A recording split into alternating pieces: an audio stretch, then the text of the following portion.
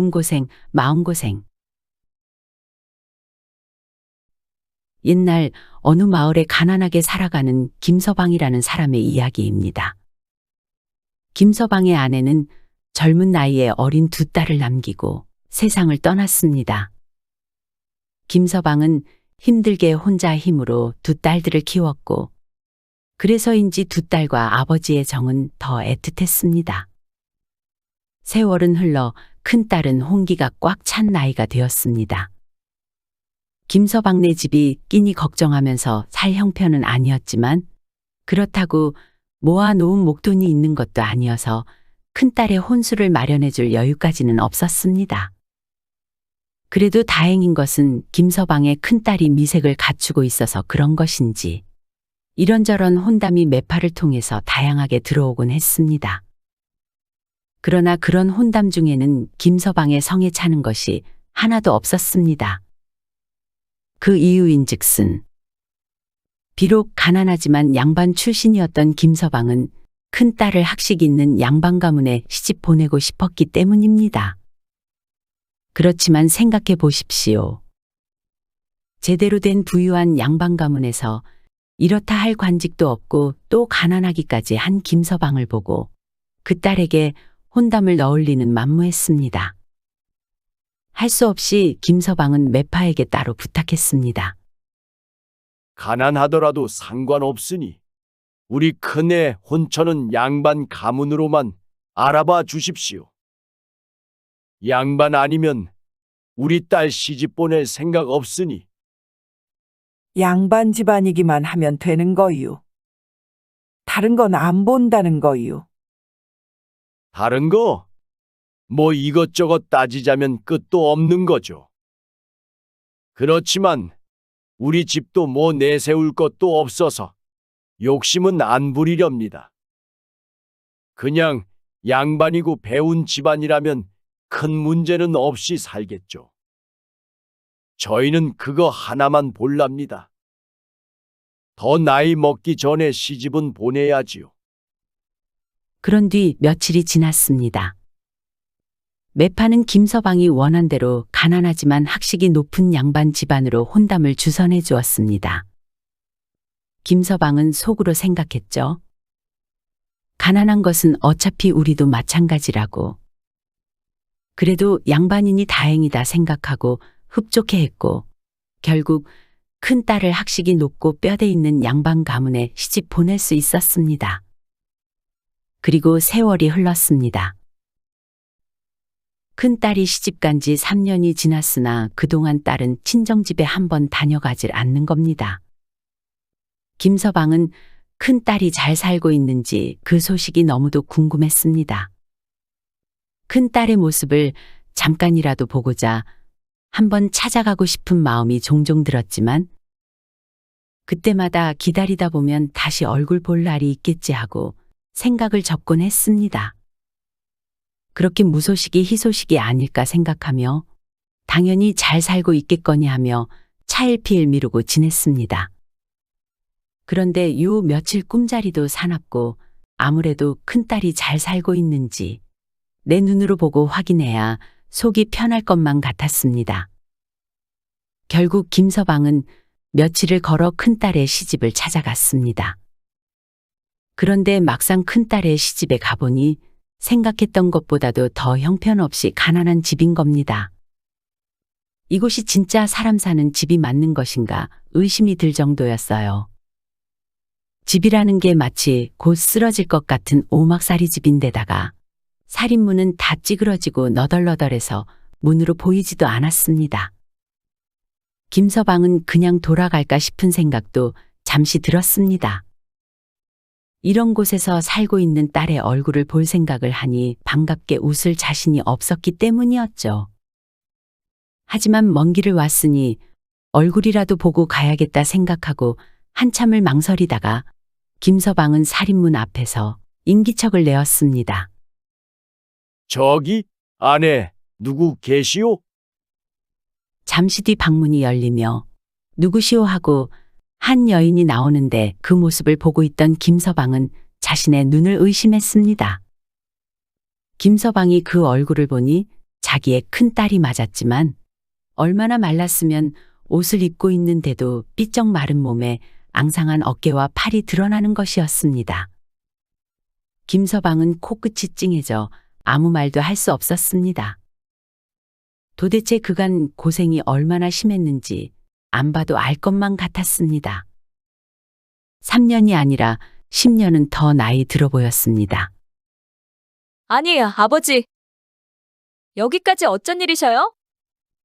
큰딸은 활짝 웃으며 김서방을 맞이했습니다. 네가 너무 궁금해서 네가 보고 싶어서 왔다. 도대체 어떻게 지낸 거냐? 몸은 괜찮은 거 맞아? 두 사람은 손을 맞잡고 서로의 안부를 물었습니다. 그러면서 김서방은 큰딸의 여기저기를 더 자세히 살펴보았습니다. 큰딸은 환하게 웃고 있었으나 그녀의 얼굴을 보니 눈밑은 시커멓고 두 볼은 쑥 꺼져 있는 것이 피죽 한 그릇도 못 먹은 듯한 기운 없는 얼굴에 누더기 마냥 너덜너덜하고 여기저기 기워진 옷을 입고 있었는데 세상에 치마는 누가 봐도 밥상 볼을 잘라서 덧대어 기운 것이었습니다. 김서방은 속으로 생각했습니다. 아니, 도대체 얼마나 먹고 사는 게 힘들기에. 옷 만들어 입을 돈은 물론이고 기워 입을 천쪼가리 하나도 없어서 세상에 밥상 덮는 보자기를 치마에 덧대어 입는단 말인가. 김서방은 기가 막혀서 말도 안 나왔습니다. 얘기를 들어보니 큰 사위는 양반 체면에 딱히 할 줄 아는 것도 없어서 매일 방에 틀어박혀 글 공부만 하고 있었고 그래서 큰딸이 어쩔 수 없이 밖에 나가 일해서 식구들이 먹고 살아야 하는 상황인데 농사지을 땅덩어리 하나 없어서 남의 집 농사일을 도와주면서 살고 있었습니다. 그렇게 힘들게 산다는 얘기를 듣고 나니 딸도 먹을 것도 없는 판에 친정아비가 밥 한 그릇이라도 축 내기엔 너무 미안한 마음이 들어 급히 가봐야겠다 하고 사실은 잔치에 가는 길이었다고 둘러대며 김서방은 곧바로 딸의 집을 나서려 했습니다. 아버지, 식사라도 하고 가셔야죠. 힘든 걸음 하셨는데 그냥 가시면 어떻게 해요? 큰딸은 김서방을 붙잡았지만 김서방은 건강하거라. 아프지 말거라. 하고 당부한 뒤 큰딸의 집을 나섰습니다. 집으로 돌아오는 길에 김서방은 자꾸 눈물이 나 참을 수가 없었습니다. 그렇게 큰딸의 집에 다녀온 김서방은 다음날 하루 종일 방바닥에 누워서 천장을 바라보면서 큰딸의 모습을 회상하며 또 혼자 한탄을 했습니다. 뼈대 있는 집안을 찾아서 시집 보냈더니 입에 풀칠도 못하면서 살 줄이야 어찌 생각이나 했을고. 이런 낭패가 또 없구나. 다 내 잘못이다. 다 내 잘못이야. 김서방은 큰딸을 그런 집에 시집 보낸 것을 후회하고 또 후회했습니다. 내가 잘못 생각한 것이다. 당장 먹고 사는 것이 중요하지. 학식이 높으면 어떻고 낮으면 또 어떻단 말이냐. 양반이 밥 먹여주는 것도 아닌데 내가 쓸데없는 욕심을 부렸구나. 세월이 흘러 이제 작은 딸을 시집 보낼 때가 되었습니다. 김서방은 다짐했습니다. 홍기가 찬 작은 딸은 학식이나 가문에 욕심 부리지 않고 그저 먹고 살 걱정은 할 필요도 없는 살림이 넉넉하고 잘 사는 집으로 시집 보내야겠다고 말이죠. 다음 날 김서방은 매파를 찾아갔습니다. 나 이제 알았소. 우리 작은 딸 혼처 자리는 다른 거 다 필요 없고 그냥 돈 깨나 있는 집 며느리 자리로 넣어주시오. 그거면 돼요. 먹고 살 걱정할 필요 없는 잘 먹고 잘 사는 집으로 말이요. 아니, 양반이 아니어도 되는 건가? 아니, 양반 아니어도 되고 학식 없는 집안이라도 상관없습니다. 그러니 이번 둘째 딸도 잘 부탁드리겠습니다. 알겠소. 내가 좋은 자리로 백방으로 알아볼 테니 너무 걱정 마시오. 몇 달 후 매파의 소개를 받은 작은 딸은 드디어 상민 신분의 어느 돈 많은 부잣집으로 시집을 갈 수 있었습니다. 그래도 작은 딸은 다행히도 부잣집에 시집 갔으니 큰 걱정 없이 아주 잘 살 거라고 김서방은 생각했습니다. 그리고 세월은 또 흘러 작은 딸이 시집 간 지 3년이라는 시간이 지났습니다. 작은 딸은 대체 잘 살고는 있는 것인지 이번에도 김서방은 딸의 소식 한 번을 듣지 못했습니다. 김서방은 작은 딸이 잘 지내고 있을 거라고 믿고 있었지만 딸내미가 보고 싶은 마음에 그리고 눈으로 확인하고 싶어 또 작은 딸의 집을 찾아 나섰습니다. 며칠을 걸어 작은 딸이 사는 집에 도착했습니다. 으리으리한 큰 기와집 문 앞에 서자 김서방은 벌써 흐뭇했습니다. 우리 작은 딸내미는 고생 없이 잘 살 수밖에 없겠구나. 그래, 역시 잘 선택했어. 작은 딸과 그 시댁의 가족들은 김서방을 반겨주었습니다. 그런데 이상한 것이 하나같이 얼굴색이 어둡고 어찌된 영문인지 인사만 겨우 하고는 사돈이고 사위고 각자 방으로 들어가 드러누워 침을 맞고 탕약을 마시며 간병을 받고 있었습니다. 안사돈은 바깥 사돈의 간병을 하고 작은 딸은 사위를 간병을 하는 것이었습니다. 그런데 얼핏 보아도 이런 생활이 하루 이틀이 아닌 것 같아 보였습니다. 그래서 작은 딸에게 이유를 들어보니 이 집 사람들이 가진 것은 많지만 글도 모르고 무식하다는 것을 알고 이 집을 탐탁지 않게 보는 마을의 몇몇 양반들이 돈이 탐나는 것인지 시기 질투하는 것인지 이 사람 저 사람 틈만 나면 집으로 쳐들어와서는 이런저런 알 수 없는 괜한 트집을 걸고 문서를 내밀면서 돈을 내놓으라고 한다는 것입니다. 또 그리하지 않으면 관가에 가자고 하는데 그를 몰라서 뭘 잘못한 것인지 그 사람들이 다 한통 속인 것인지는 도대체 모르겠으나 막상 관가에 가면 여지없이 볼기를 맞고 온다고 하는 것이었습니다. 그래서 바깥 사돈이고 사위고 몸 성할 날이 없다는 것이었습니다. 오늘은 또 무슨 일이 일어날지 불안해서 하루도 걱정 없이 사는 날이 없을 정도였습니다. 또 매일매일 간병하느라 작은 딸의 얼굴도 안쓰럽기 그지없었습니다. 김서방은 부자로 사는 작은 딸 집에서 푸짐한 대접을 받았지만 그 사내 진미를 목으로 편히 넘길 수가 없었습니다. 김서방은 그렇게 먹는 둥 마는 둥 자는 둥 마는 둥 하며 작은 딸 집에서 하루 저녁을 보내고 다음날 아침 일찍 그 집을 나왔습니다. 김서방은 딸들을 생각하며 집을 향해 계속 걸었습니다. 한참을 걷다 보니 어느 커다란 정자나무가 보였고 김서방은 그 아래서 땀을 식히며 잠시 쉬어가기로 했습니다. 담배 한 대를 꺼내 피우며 큰딸과 작은딸이 사는 모습을 생각하니 한숨이 절로 나왔습니다. 가난하지만 큰 걱정은 없는 게 나으려나? 먹고는 살지만 하루하루가 걱정인 게 더 나으려나? 밥보자기와 볼기 중에 그나마 어느 것이 더 나으려나? 그렇게 마음속에 있는 말을 조용히 중얼거리고 있는데 어르신, 그게 무슨 소리입니까? 김서방이 깜짝 놀라 돌아보니 도대체 언제부터 와 앉아 있었는지. 정자나무 반대편에 좀 전까지 보이지도 않았던 사람이 말을 걸어왔습니다.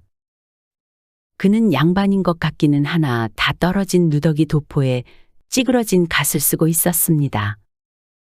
양반 나부랭이를 보니 갑자기 화가 나는 데다 누가 있는 것도 모르고 혼잣말을 한 것이 부끄러운 생각마저 들어서 김서방은 당신이 알 바 아니오.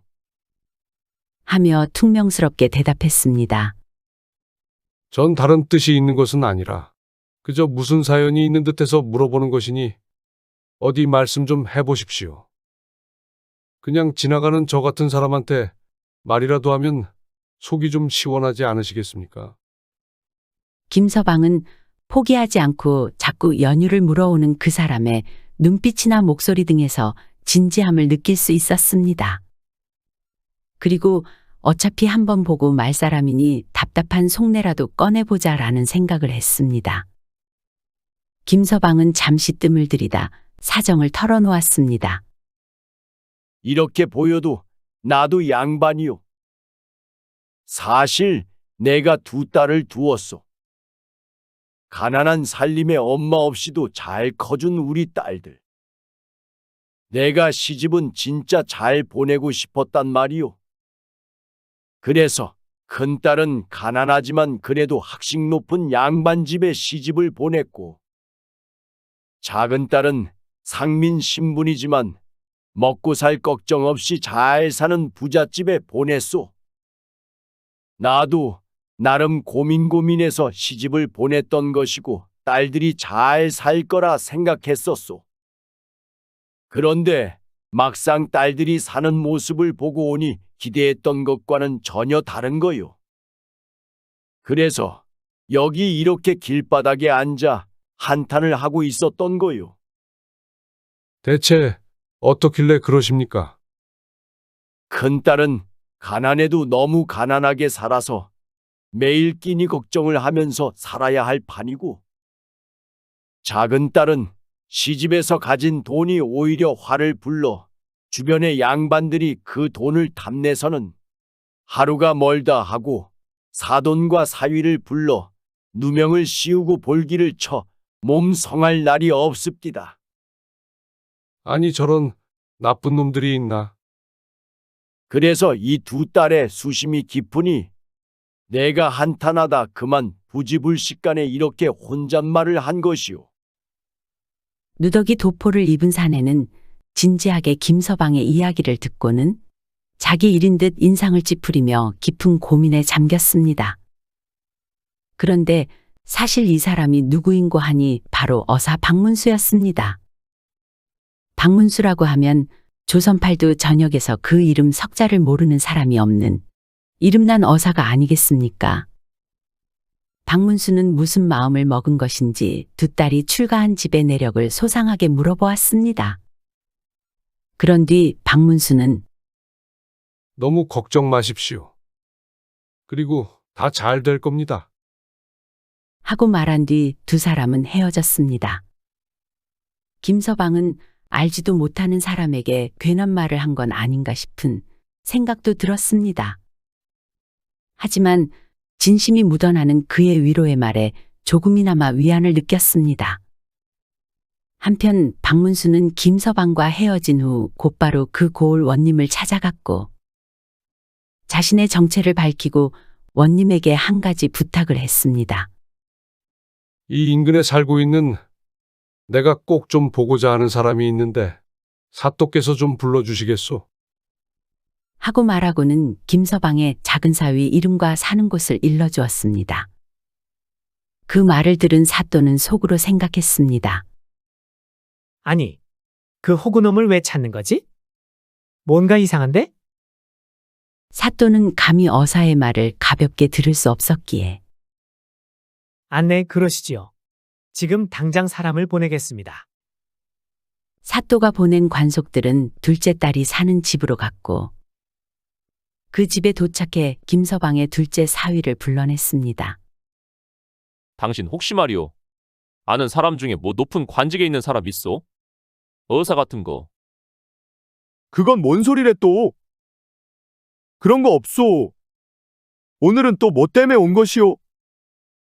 없으면 됐소. 나랑 갑시다 그럼. 안 그래도 매질로 골병들어 끙끙 앓고 있는 중에 무슨 일인지 이유도 제대로 듣지 못한 채 김서방의 작은 사위는 급히 관속들에게 끌려가다시피 했습니다. 이번에는 또 무슨 일인가 걱정하며 어리둥절한 표정으로 관가로 들어서는데 어떤 누더기 도포에 찌그러진 갓을 쓴 거지 같은 행색의 양반이 즉 어사 박문수가 버선발로 달려나오며 그를 반갑게 맞이했습니다. 아유, 오랜만이네. 반갑네. 반가워. 자네가 이 고을에 산다는 건 알고 있었네만 공무가 바빠서 그동안 올 틈이 없었네.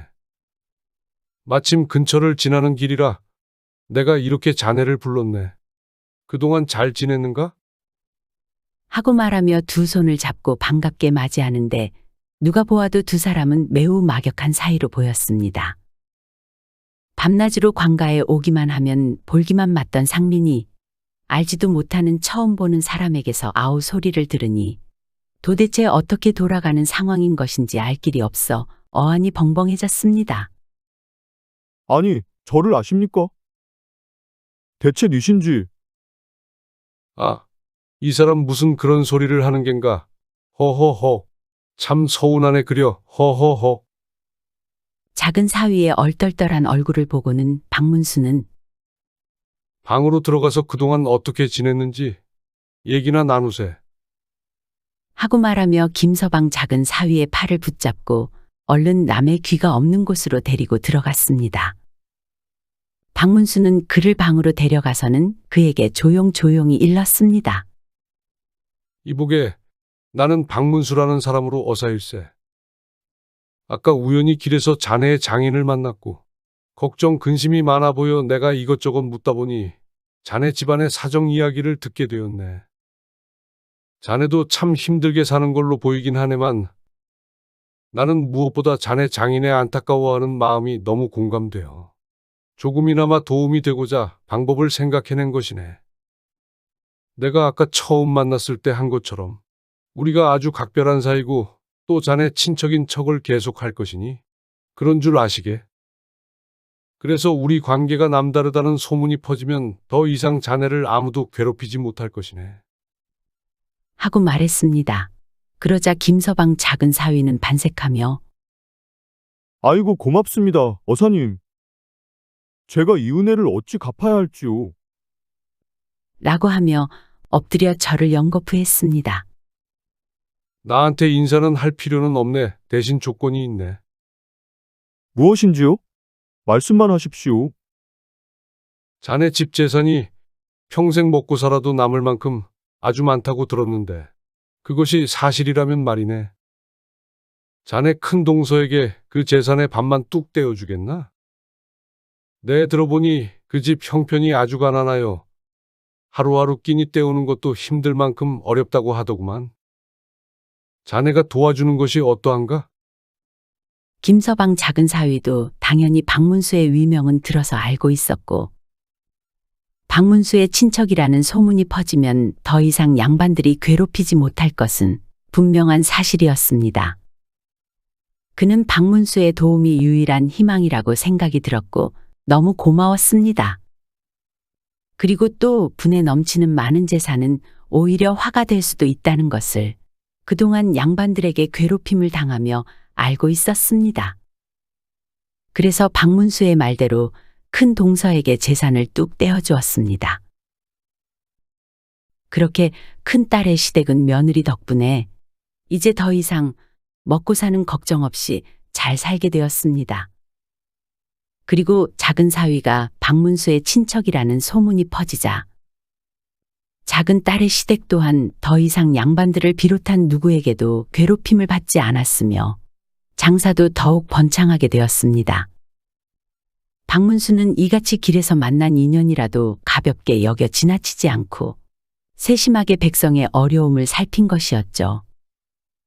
그리고 박문수의 이 두 집을 살린 거짓말 덕에 김서방은 두 사돈들에게 평생의 은인이 되었습니다.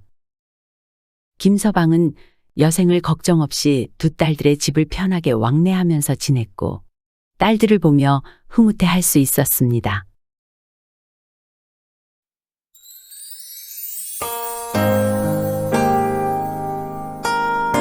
시청해주셔서 감사드립니다. 지금까지 사랑방이야기였습니다. 항상 건강하시고 행복하시고 만사형통하시고 평안하시고 꽃길만 걸으시고 좋은 일들만 가득하시기 바랍니다. 마지막으로 구독, 좋아요도 눌러주세요. 더 재미있는 이야기로 찾아뵙겠습니다.